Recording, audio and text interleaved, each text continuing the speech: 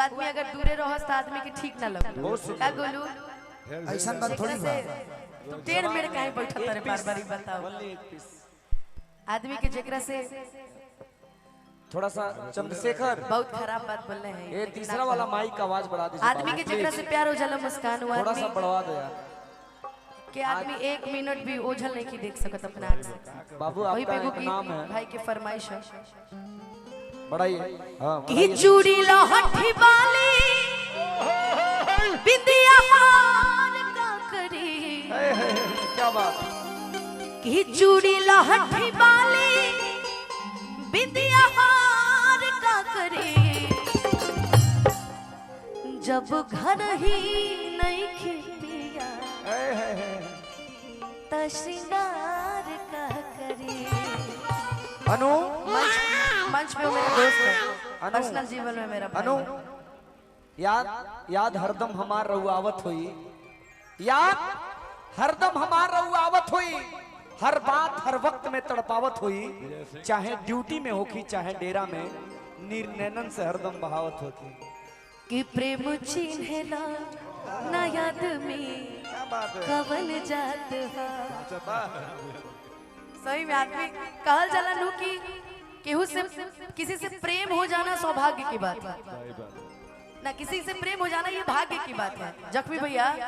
किसी से प्रेम हो जाना भाग्य की बात है अपने ही जात में हो जाना सौभाग्य की बात है ना कि प्रेम चिन्ह लो ना याद में कवन जात हा एगो गीत हमरा जख्मी भैया लिखलन हमरा बड़ा सुंदर लगा वो गीत गोलू भैया के गीत से लिया गया है क्या कहानी नंबर 1 के पृष्ठ नंबर 10 से लिया गया है कि तोहरा पके हुता के ता बेद भैया तकलीफ हो खेला कि तोहरा पके हुता के ता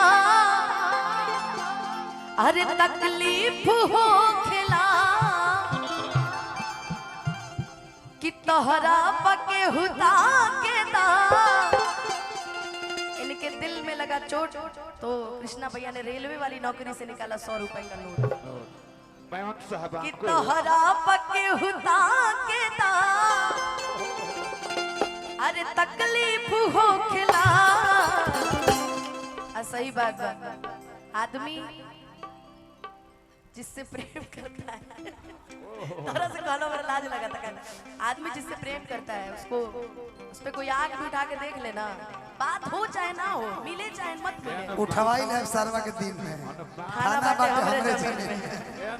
हां शौक और गुस्सा उसी पर किया जाता है जिसको कभी खोना नहीं चाहते सही बात है अनुपमा हां बाबा कहता नहीं कि हम तो प्रेम बाल्टी में लेके घूमत नहीं अरे उनकर प्रेम अजब हो राधा रानी वाला प्रेम हो उनकर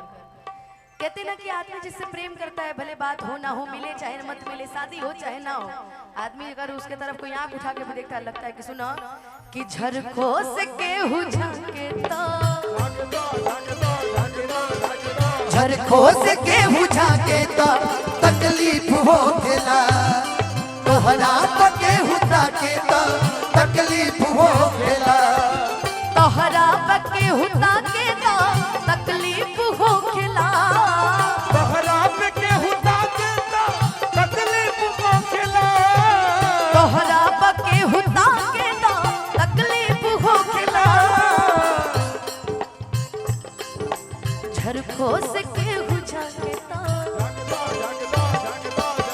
झरखो से केहू झांके तो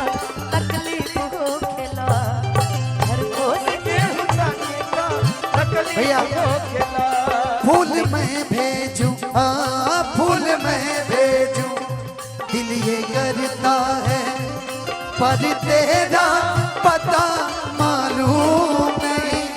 मालूम नहीं ओ खत मैं लिखूं खत मैं लिखूं दिल ये करता है पर तेरा पता मालूम नहीं मालूम नहीं धनंजय भैया लेकिन इस पे ये गाना सूट नहीं करता इस पे ये गाना सूट करता है मेरा दिल भी कितना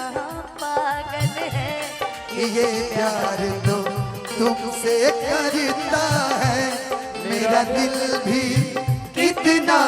पागल है। ये प्यार तो तुमसे करता है। पर सामने जब तुम आते हो, पर सामने जब तुम आते हो, कुछ भी कहने से डरता है। ओ मेरे साजन, ओ मेरे साजन, साजन साजन, मेरे साजन। कहरा के हुदा के तकलीफ हो खेला, लेकिन अब के हुदा के तकलीफ ए बेटे ए जे जनता नहीं चलत रहे। प्यार नहीं खेल लिखल ई बात बा। हाथ के लकीर में,